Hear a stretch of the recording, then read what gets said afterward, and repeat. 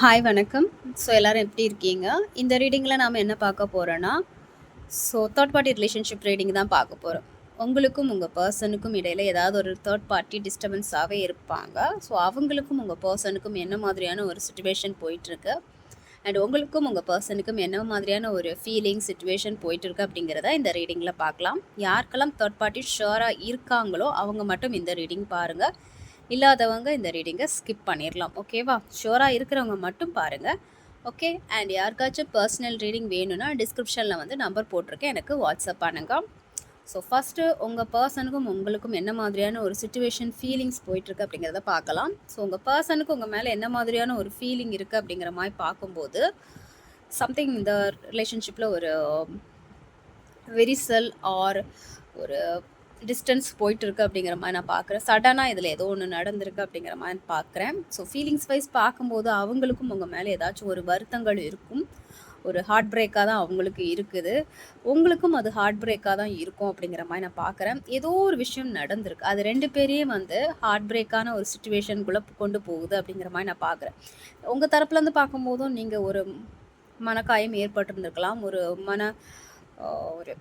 Heart பிரேக்கான ஒரு சிச்சுவேஷனை நீங்கள் face பண்ணியிருக்கலாம். அதே மாதிரி அவங்களும் வந்து அதே மாதிரியான ஒரு மனநிலை தான் இருக்காங்க. அவங்களுக்கும் ஏதோ கஷ்டமாக தான் இருக்குது, கொஞ்சம் ஹார்ட் பிரேக்காக தான் இருக்காங்க. இந்த ரிலேஷன்ஷிப் அந்தளவுக்கு நல்லா போகலை, ஒரு விரிசல் ஏற்பட்டிருக்கு, ஒரு பிரேக் நடந்திருக்கு அப்படிங்கிற மாதிரி நான் பார்க்குறேன். அவங்களே பிரேக் பண்ணியிருக்கலாம், இல்லை நீங்கள் பிரேக் பண்ணியிருக்கலாம், இல்லை சிச்சுவேஷன் இந்த ரிலேஷன்ஷிப்பை பிரேக்கப் நிலைக்கு கொண்டு போயிருக்கலாம் அப்படிங்கிற மாதிரி நான் பார்க்குறேன்.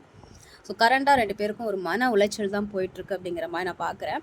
ஸோ உங்கள் சைட்லேருந்து பார்க்கும்போது நீங்கள் என்ன மனநிலையில் இருக்கிறீங்க அப்படிங்கிற மாதிரி பார்க்கும்போது, இந்த ரிலேஷன்ஷிப்புக்கு வந்து மறுபடியும் ஒரு ஆஃபர் கொடுக்கணும், ஒரு நியூ ஆஃபர் கொடுக்கணும், ஒரு நியூ பிகினிங் கிடைக்கணும், மறுபடியும் முதலேருந்தே ஆரம்பிக்கலாம், எல்லாமே சரி பண்ணிக்கலாம், அண்ட் ஃபினான்ஷியல் விஷயமாகவும் ரெண்டு பேரும் ஒருத்தருக்கு ஒருத்தர் ஹெல்ப் பண்ணிக்கலாம் அப்படிங்கிற மாதிரியான ஒரு எண்ணத்தில் இருக்குது. ஏன்னா இங்கே ஃபினான்ஷியல் விஷயம் நான் பார்க்குறேன். ஸோ நீங்கள் உங்கள் பர்சன்கிட்டேருந்து ஃபினான்ஷியலாக ஏதாவது எதிர்பார்க்கலாம், இல்லை உங்களுக்கு பர்சனுக்கு நீங்கள் ஃபினான்ஷியலாக ஏதாவது ஹெல்ப் பண்ணுறதுக்கு ரெடியாக இருக்கீங்க அப்படிங்கிற மாதிரி நான் பார்க்குறேன். ஸோ இந்த ரிலேஷன்ஷிப்பில் மறுபடியும் ஒரு நியூ பிகினிங் வேணும், மறுபடியும் ஒரு புது தொடக்கம் வேணும்னா உங்கள் சைட்லேருந்து நீங்கள் நினைக்கிறீங்க அப்படிங்கிற மாதிரி நான் பார்க்குறேன். பட் உங்கள் சிச்சுவேஷன் எப்படி போயிட்டுருக்குன்னா, இப்போ வந்து ஃபுல்லாகவே கடவுள் மேலே தான் பாரத்தை போட்டுட்ருக்கீங்க. ரெண்டு பேரோட சிச்சுவேஷன் எப்படி போயிட்டுருக்குன்னா, கடவுள் மேலே பாரத்தை போட்டுட்டு எந்த பக்கம் போகிறதுன்னு தெரியல அப்படிங்கிற மாதிரி தான் நான் பார்க்குறேன். இது வந்து ஒரு ஏமாற்றம் அப்படிங்கிற மாதிரி பார்க்கல, என்ன பண்ணுறதுன்னு தெரியல. கடைசியில் அந்த கடவுள் தான் வந்து வழிகாட்டணும், அவங்கள்ட்ட தான் நம்ம ப்ரேயர் பண்ணணும், அவங்க என்ன சொல்கிறாங்களோ அதுதான் நடக்க போகுதுன்னு சொல்லிட்டு கடைசியில் வந்து ரெண்டு பேருமே வந்து ஒரு காட் கிட்ட சரண்டர் அடைஞ்ச மாதிரி தான் நான் பார்க்குறேன். ரெண்டு பேருக்குமே வந்து இங்கே பர்சனலாக ரெண்டு பேரும் செப்பரேஷனில் இருந்தாலும் இந்த ரிலேஷன்ஷிப்பில் ஒரு கமிட்மெண்ட் கிடைக்கணும் தான் ரெண்டு பேரோட மனநிலையம். ஓகேவா? அவங்க உங்கள்கிட்ட இருந்து விலகி போயிருக்காங்க, அது ரெண்டாவது விஷயம். ஆனால் பாஸ்ட்டில் இருந்தது வரைக்குமே வந்து ரெண்டு பேருக்குமே இந்த ரிலேஷன்ஷிப்பில் ஒரு கமிட்மெண்ட் கிடைக்கணும் அப்படிங்கிற மாதிரி தான் ஒரு எண்ணத்தோடு தான் பழகியிருக்காங்க அப்படிங்கிற மாதிரி நான் பார்க்குறேன். பட் இப்போது வந்து சுச்சுவேஷன் என்ன போயிட்டுருக்குன்னா, ஒரு பேச்சுவார்த்தை நடத்தணும் அப்படிங்கிற மாதிரியான ஒரு எண்ணங்கள் போயிட்டுருக்கு. அப்படியே வந்து ரெண்டு பேரும் அமைதியாக தான் இருக்கிறீங்க, உங்கள் எத்திக்ஸை ஃபாலோ பண்ணிகிட்டு இருக்கீங்க, பெருசாக எந்த எமோஷனலும் வெளிக்காட்டலை. ஆனால் உள்ளுக்குள்ளே இந்த கமிட்மெண்ட் கிடைக்கணும், ஒரு அத்தாரிட்டி கிடைக்கணும், ரெண்டு பேருக்கும் வந்து ஒரு அங்கீகாரம் கிடைக்கணும் இந்த ரிலேஷன்ஷிப்பில் அப்படிங்கிற மாதிரியான ஒரு மனநிலை தான் இங்கே போயிட்டுருக்கோம். ஸோ உங்கள் பர்சனுக்கும் உங்களுக்கும் நோ கான்டாக்ட் போயிட்டுருக்குன்னா, உங்கள் பர்சன் உங்ககிட்ட வந்து பேசுவாங்களான்னு கேட்டிங்கன்னா கொஞ்சம் டைம் எடுக்கும் அப்படிங்கிற மாதிரி தான் நான் பார்க்குறேன். ஏன்னா இங்கே ஏதோ ஒரு பெருசாக ஒரு கிரட்ஜஸ் இருக்குது. கிரட்ஜஸ் மீன்ஸ் என்னென்னா, ரெண்டு பேருக்கும் வந்து ஒரு மனசில் ஒரு சில விஷயங்கள் இருக்கும், கோபங்கள் கண்டிப்பாக ஒருத்தருக்கு இருக்குது. அவங்கள பற்றி உங்களுக்கு மனசில் ஒரு பயங்கரமாக ஒரு கோபங்கள் இருக்குது, உங்களை பற்றி அவங்க மனசில் ஒரு கோபங்கள் இருக்குது. ஸோ அதனால் அந்த ஒரு கோபத்தினால் என்னென்னா, ஃபீலிங்ஸை கண்ட்ரோல் பண்ணி வச்சுக்கிட்டு ரொம்ப அந்த ஒரு ஃபீலிங்கை கம்மியாக வச்சுக்கிட்டு தான் இருக்கிறாங்க, பேச வேணாம் அப்படிங்கிற ஒரு மைண்ட் செட்டில் தான் ரெண்டு பேரும் இருக்கீங்க அப்படிங்கிற மாதிரி நான் பார்க்குறேன். ஸோ இப்போதைக்கு அவங்கக்கிட்டேருந்து கம்யூனிகேஷன் வர்றதுக்கு டிலே ஆகும் அப்படிங்கிற மாதிரி நான் பார்க்குறேன். ஓகே.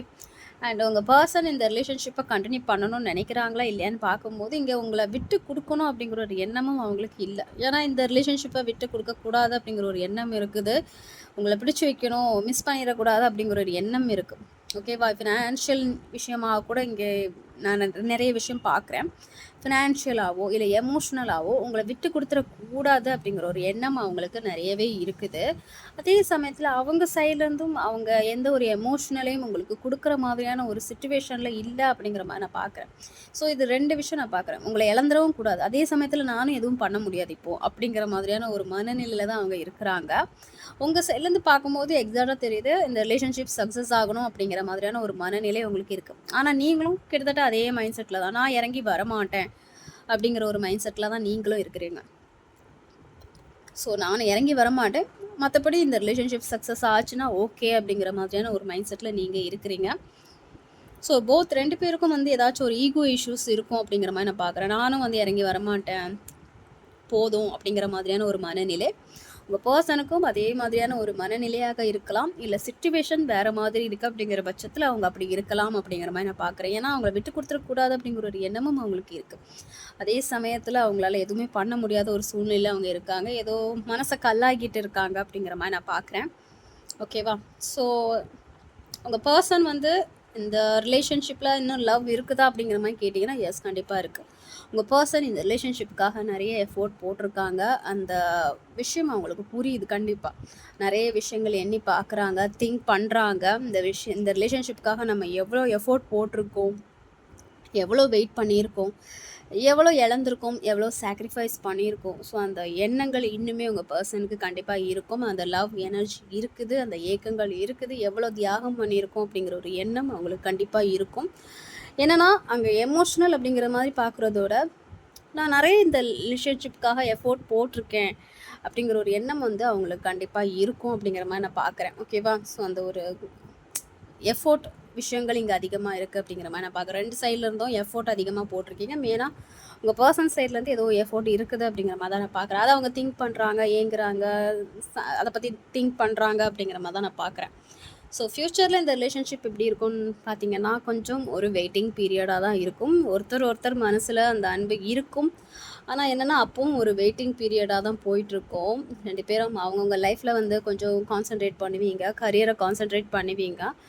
ஒரு வெயிட்டிங்கில் தான் கொஞ்சம் டைமுக்கு போகும், எல்லாமே சரியாகிறதுக்கு கொஞ்சம் டைம் எடுக்கும் அப்படிங்கிற மாதிரி நான் பார்க்குறேன். எஸ், இது பாசிட்டிவ் தான், பட் கொஞ்சம் டைம் எடுக்கும் அப்படிங்கிற மாதிரி நான் பார்க்குறேன். எல்லாம் சேஞ்ச் ஆகிறது, உங்கள் பர்சன் வந்து உங்ககிட்ட வர்றதுக்கும் எல்லாம் சேஞ்ச் ஆகிறதும் கொஞ்சம் டைம் எடுக்கும் அப்படிங்கிற மாதிரி தான் நான் பார்க்குறேன். ஓகேவா?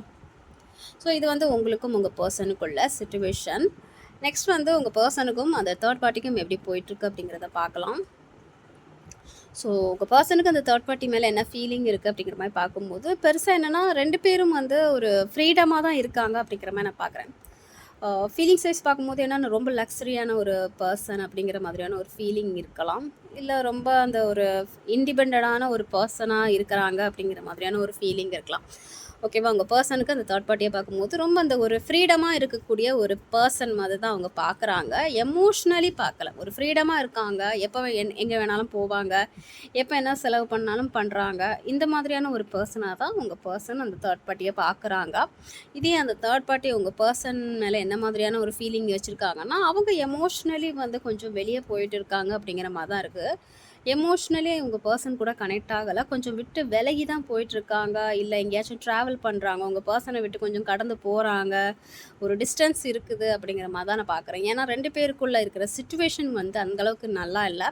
2 பேருக்கும் ஒரு ஈகோ கிளாஷஸ் கண்டிப்பாக இருக்கும், இல்லை வாக்குவாதங்கள் கண்டிப்பாக இருக்கும். ஒருத்தர் பேச்சை கேட்கறது இல்லை, ஒருத்தரோட அந்த ஒரு ஒப்பீனியன் வந்து கரெக்டாக இல்லை. 2 பேருக்கும் நிறைய வாக்குவாதங்கள் இருக்குது. எமோஷ்னலி 2 பேரும் விலகி தான் இருக்காங்க, ஒரு ஃப்ரீடமாக இருக்காங்க, இண்டிபெண்ட்டாக தான் இருக்காங்க அப்படிங்கிற மாதிரியான ஒரு விஷயம். ஓகேவா? இப்போ ஒரே வீட்டில் இருக்காங்க அப்படிங்கிற பட்சத்தில் இருந்தாலும் ரொம்ப அந்த எமோஷ்னலி கனெக்டட் ஆகலை, தனித்தனியாக தான் இருக்காங்க. அவங்களுக்குள்ள நிறைய வாக்குவாதங்கள் இருக்குது அப்படிங்கிற மாதிரி நான் பார்க்குறேன். பட் உங்கள் பர்சன் வந்து இந்த ரிலேஷன்ஷிப்பை கண்டினியூ பண்ணணும்னு நினைக்கிறாங்களான்னு கேட்டிங்கன்னா ஓகே, இது வரைக்கும் பிரச்சனைகள் இருக்குது, அது இருந்துட்டு போட்டும், மறுபடியும் ஒரு ஆஃபர் கொடுக்கலாம், எல்லாமே சரி பண்ணலாம் அப்படிங்கிற மாதிரியான ஒரு எண்ணம் தான் உங்கள் பர்சனுக்கு டெஃபினட்டாக இருக்கும். ஏன்னா 2 பேர் தரப்புலையும் பார்க்கும்போது நான் அப்படி தான் பார்க்குறேன். உங்கள் பர்சனும் இந்த ரிலேஷன்ஷிப்பை கண்டினியூ பண்ணணும் தான் நினைக்கிறாங்க. அதே சமயத்தில் அந்த தேர்ட் பார்ட்டியும் இந்த ரிலேஷன்ஷிப்பை கண்டினியூ பண்ணணும் தான் நினைக்கிறாங்க.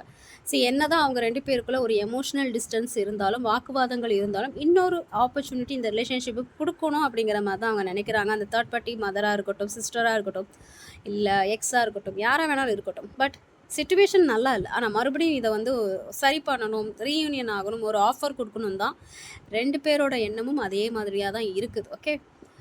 எதுக்காக 2 பேரும் பழகுறாங்க? ஒருத்தர் ஒருத்தர் எதுக்கு பழகுறாங்க அப்படிங்கிற மாரி பார்க்கும்போது, உங்க பெர்சன் சைட்லேருந்து எதுக்காக அந்த தேர்ட் பார்ட்டி கிட்ட பழகுறாங்கன்னா, சம்திங் ஒரு அவங்களுக்கு சில விஷயங்கள் தேவைப்படுது. அவங்களுக்கான ஒரு நியாயங்கள் தேவைப்படுது. அவங்க ஏதோ ஒரு விஷயங்கள் ரொம்ப நாளாவே வந்து எதிர்பார்த்துட்டு இருக்காங்க. அந்த ஒரு காரணத்துக்காக அந்த தேர்ட் பார்ட்டி கிட்ட இன்னும் பேசிட்டு இருக்காங்க அப்படிங்கிற மாரி நான் பார்க்குறேன். இன்னும் அந்த ரிலேஷன்ஷிப்பை கன்டின்யூ பண்ணணும்னு நினைக்கிறாங்க. ஓகேவா? ஃபேமிலிக்காகவோ, இல்ல வேற எதுக்கோ, ஏதோ ஒரு காரணத்துக்காக அவங்க பண்றாங்க. ஏன்னா, ஏதோ ஒரு விஷயம் அவங்க எதிர்பார்த்துட்டு இருக்காங்க. அந்த விஷயத்துக்காக அந்த தேர்ட் பார்ட்டி கிட்ட பேசுற மாதிரியான ஒரு சிச்சுவேஷன் தான் அங்க போயிட்டு இருக்கு. இதே அந்த தேர்ட் பார்ட்டி எதுக்கு அவங்க கிட்ட பேசுறாங்க அப்படிங்கிற மாரி பார்க்கும்போது, எதுக்கு கன்டின்யூ பண்ணணும்னு நினைக்கிறாங்க அப்படிங்கிற மாரி பார்க்கும்போது, என்ன இன்டென்ஷன் பார்க்கும்போது, இங்க ஏதாவது மணி இன்டென்ஷன் அதிகமா இருக்கலாம். ஓகேவா? அந்த தேர்ட் பார்ட்டிக்கும் உங்க பெர்சனுக்கும் மணி ரீதியான, பணம் ரீதியான ஏதாச்சும் ஒரு கொடுக்கல் வாங்கல் இருக்கும். அந்த ஒரு இன்டென்ஷனுக்காக கூட அவங்க பேசுறதுக்கான வாய்ப்புகள் அதிகமாவே இருக்குது அப்படிங்கிற மாரி நான் பார்க்குறேன். ஃப்யூச்சரில் இந்த ரிலேஷன்ஷிப் எப்படி இருக்கும்னு பார்க்கும்போது கொஞ்சம் வந்து ஹெவி பர்டனாக தான் இருக்கும். ஓகே. அந்த அளவுக்கு இந்த ரிலேஷன்ஷிப் நல்லா இருக்காது. ஒரு மாதிரி வந்து என்னடா ரொம்ப பாரமா இருக்குதே! அந்த அளவுக்கு வந்து ஒரு எமோஷ்னலா இல்ல, சந்தோஷமா இல்ல, ரொம்ப பாரமா இருந்த மாதிரியே இருக்கு அப்படிங்கிற மாதிரியான ஒரு சூழல் தான் இந்த ரிலேஷன்ஷிப்ல ஏற்படும் அப்படிங்கிற மாரி பார்க்குறேன். உங்க பெர்சன் அந்த தேர்ட் பார்ட்டிய விட்டுட்டு மொத்தமா வருவாங்களா அப்படிங்கிற மாரி பார்க்கும்போது, இங்க சேஞ்சஸ் டெஃபினட்டா நடக்கும். அது என்ன மாதிரியான ஒரு சேஞ்சஸாவும் நடக்கலாம். உங்களுக்கு பாசிட்டிவாவும் நடக்கலாம், நெகட்டிவாவும் நடக்கலாம். இங்க வந்து வெளிப்படையா போடல. கண்டிப்பா ஒரு சேஞ்சஸ் வரும். அது உங்களுக்கு பாசிட்டிவான ஒரு விஷயமாக இருக்கலாம், இல்ல நெகட்டிவாவும் இருக்கலாம். இப்போதைக்கு என்னன்னா, உங்க லைஃப்ப நீங்க பாருங்க. அவங்க மொத்தமா விட்டுட்டு வர்றதுக்கு மேபி கொஞ்சம் டைம் எடுக்கலாம். வீல் ஆஃப் ஃபார்ச்சூன் வரும்போது எப்படின்னா, அது யூனிவர்ஸோட கையில தான் இருக்கு. அந்த யூனிவர்ஸோட பிளெஸ்ஸிங்ல ஏதாச்சும் ஒரு நல்ல காரியம் நடந்தா தான் உண்டு. இப்போதைக்கு வந்து உங்களோட லைஃப்ப பாருங்க அப்படிங்கிற மாரி தான் நான் பார்க்குறேன். பட் உங்க மேல பத்தின எண்ணங்கள் அவங்களுக்கு டெஃபினட்டா இருக்குது. கொஞ்சம் மனசு ஏதோ கவலைகள் இருக்குது அப்படிங்கிற மாரி தான் நான் பார்க்குறேன். பட் சிச்சுவேஷன் அந்த அளவுக்கு போகலல்ல. என்னதான் அந்த தேர்ட் பார்ட்டிக்கும் உங்க பெர்சனுக்கும் உள்ள ரிலேஷன்ஷிப் வந்து பிரச்சனையாவே போயிட்டு இருந்தாலும், மறுபடியும் ஏதோ ஒரு விஷயங்கள் சரி செய்ற மாதிரியான ஒரு சூழ்நிலை ஏற்படுது. அதுலேருந்து மொத்தமா விலகி வர்றதுக்கு கொஞ்சம் டைம் எடுக்கும். கண்டிப்பா சேஞ்சஸ் நடக்கும் அப்படிங்கிற மாரி நான் பார்க்குறேன். ஓகேவா?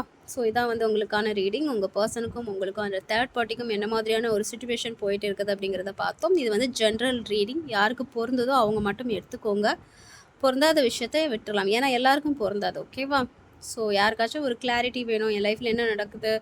சேருவோமா? இல்லையா? அப்படிங்கிற ஒரு கிளாரிட்டி வேணும்னா, நீங்க பர்சனல் ரீடிங் என்கிட்ட எடுத்துக்கோங்க. டிஸ்கிரிப்ஷன்ல வந்து நம்பர் போட்டிருக்கேன். எனக்கு வாட்ஸ்அப் பண்ணுங்க. ஓகே. என்னை சப்போர்ட் பண்ற எல்லாருக்கும் ரொம்ப நன்றி. Take care. பாய்.